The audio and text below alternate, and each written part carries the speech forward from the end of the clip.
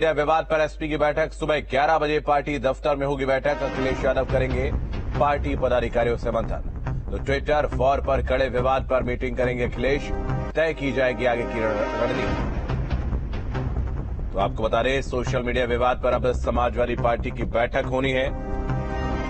मनीष जगन अग्रवाल, जो कि समाजवादी पार्टी के मीडिया सेल का ट्विटर हैंडल करता था, अभद्र टिप्पणी की वजह से उसकी गिरफ्तारी हुई है। जिसके बाद अखिलेश यादव भड़के हुए नजर आ रहे हैं। कल अखिलेश यादव डीजीपी दफ्तर भी पहुंचे थे, उसके अलावा जेल भी वो पहुंचे थे, जहां उनकी मुलाकात मनीष से नहीं हो पाई। इसके बाद अब अखिलेश यादव ने आज बैठक बुलाई है और सोशल मीडिया विवाद को लेकर समाजवादी पार्टी की बैठक है, जिसपे आगे की रणनीति तय की जाएगी। तो सुबह 11 बजे पार्टी के दफ्तर में ये बैठक होगी। अखिलेश यादव पार्टी पदाधिकारियों के साथ में मंथन करेंगे और ट्विटर वॉर को लेकर आगे की रणनीति तय करेंगे।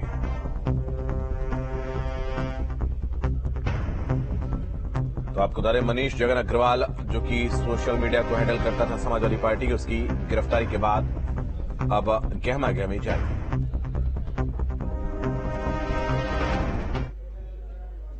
वहीं लखनऊ से बड़ी खबर, बीजेवाईएम की social media in-charge Richa Rajput पर एफआईआर। एसपी के प्रदेश अध्यक्ष नरेश उत्तम पटेल ने एफआईआर दर्ज करवाई है। तो डिंपल यादव के ट्विटर अकाउंट पर अभद्र टिप्पणी का आरोप है। बीजेपी की यूथ विंग है बीजेपी युवा मोर्चा, जिसकी सदस्य है ऋचा राजपूत।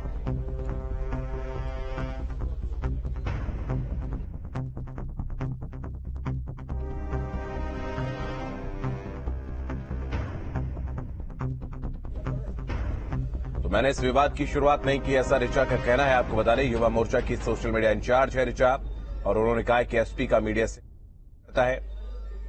हालांकि समाजवादी पार्टी की तरफ से भी अब एफआईआर दर्ज करवाई गई है। तो डिंपल यादव को लेकर टिप्पणी पर ऋचा राजपूत के खिलाफ ये एफआईआर नरेश उत्तम पटेल, जो कि प्रदेश अध्यक्ष समाजवादी पार्टी के, उन पर दर्ज करवाई गई। तो आपको बता दें, अब लगातार सोशल मीडिया को लेकर संग्राम बढ़ता चला जा रहा है। समाजवादी पार्टी ने मनीष जगन अग्रवाल की गिरफ्तारी के बाद बीजेपी पर पलटवार किया है और एसपी ने बीजेपी युवा मोर्चा की सोशल मीडिया हेड पर एफआईआर दर्ज करवाई है। तो एसपी ने ट्वीट करके इसकी जानकारी दी है और उन्होंने अपने ट्वीट में लिखा है कि भारतीय जनता पार्टी अपनी युवा नेता से माननीय राष्ट्रीय अध्यक्ष जी की पत्नी और बेटी पर अभद्र टिप्पणियां करवा रही है। अभद्रता का परिचय देने वाली नेता पर एफआईआर दर्ज हो गई है। इन पर कार्रवाई कब होगी? तो ये ट्वीट समाजवादी पार्टी के ऑफिशियल ट्विटर अकाउंट से किया गया है।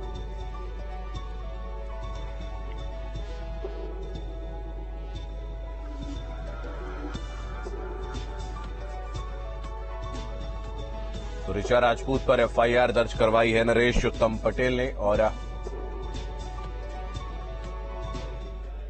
एफआईआर के बाद न्यूज 8 से बोली है ऋचा राजपूत, मेरे परिवार पर हो रही थी अभद्र टिप्पणी। मैंने पहले 31 दिसंबर को एफआईआर करवाई थी। मनीष अग्रवाल की गिरफ्तारी का दुख ज्यादा है। मैंने इस विवाद की शुरुआत नहीं की है। एसपी का मीडिया सेल अभद्र टिप्पणी करता है और मैंने अभद्र टिप्पणियों का सिर्फ जवाब दिया है, ऐसा ऋचा का कहना है।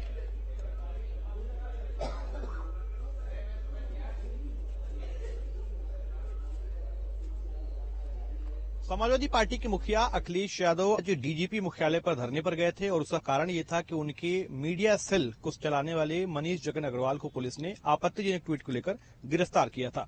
उसके बाद समाजवादी पार्टी की तरफ से एक एफआईआर दर्ज करवाई गई है, जिसमें डॉक्टर ऋचा राजपूत का नाम दर्ज करवाया गया है। हमारे साथ डॉक्टर ऋचा राजपूत हैं, इनसे बातचीत करेंगे।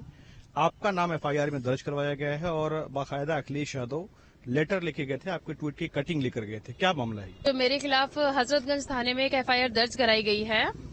ठीक है, मतलब पक्ष विपक्ष पे आरोप प्रत्यारोप लगते रहते हैं, ये तो पार्टी में चलता है, लेकिन जब ये चीजें व्यक्तिगत हो जाती हैं तब सिलसिला कुछ और हो जाता है। तो मैंने एक हमारे मुख्यमंत्री जी के कार्य पे जिसमें अखिलेश जी ने टिप्पणी की थी, मैंने उसका जवाब दिया था। उस जवाब के बदले में मीडिया सेल ने मुझे कोट करके मेरे व्यक्तिगत जीवन के बारे में उल्टा सीधा जितना वो लिख सकते थे उस तरीके से उन्होंने लिखना शुरू कर दिया।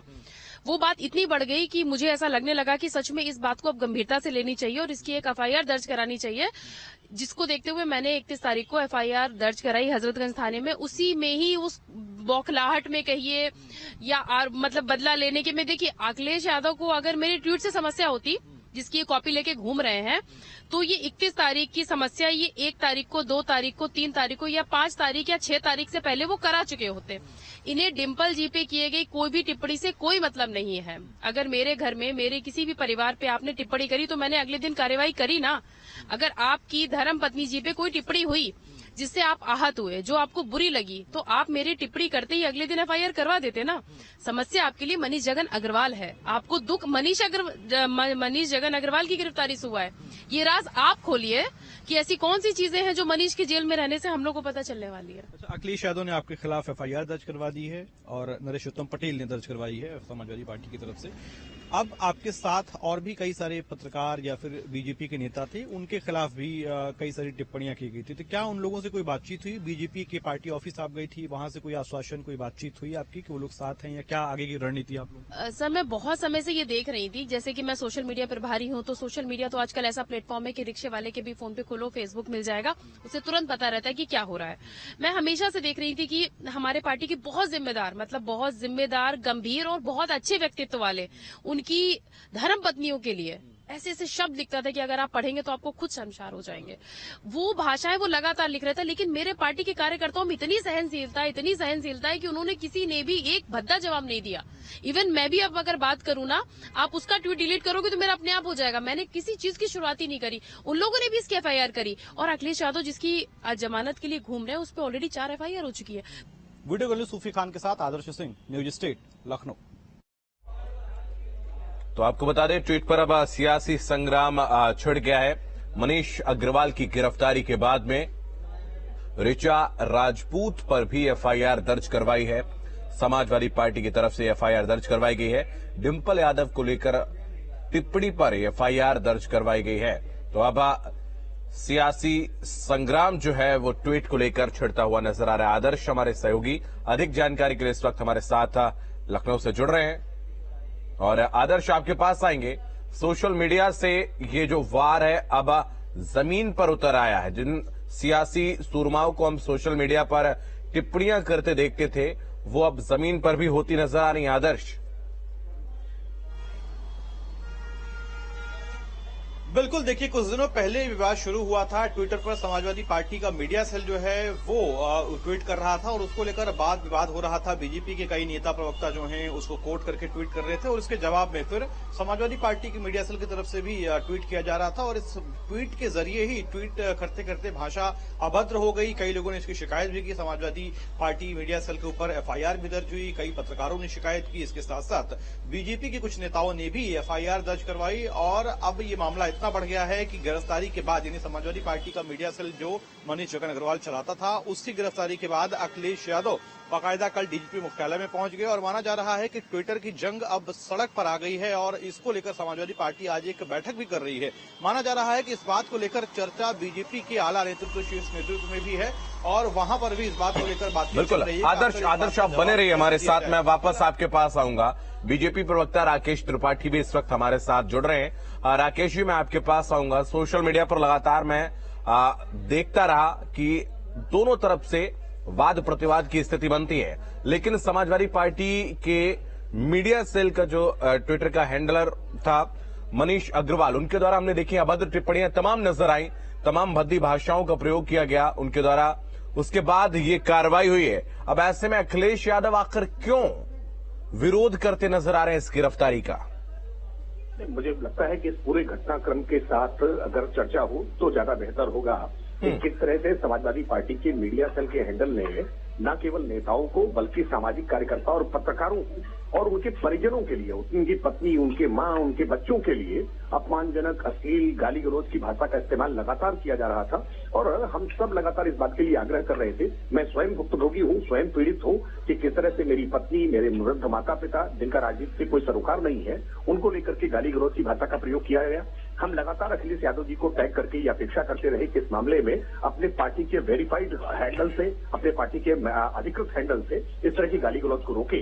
लेकिन अखिलेश यादव जी के द्वारा पूरी तरह से निर्देश पर, उनकी सहमति और उनकी अनुमति से दूसरों की पत्नियों को, दूसरे के बच्चों को, उनके माता पिता को लेकर के गाली गलौज होता रहा, जो दुर्भाग्यपूर्ण रहा।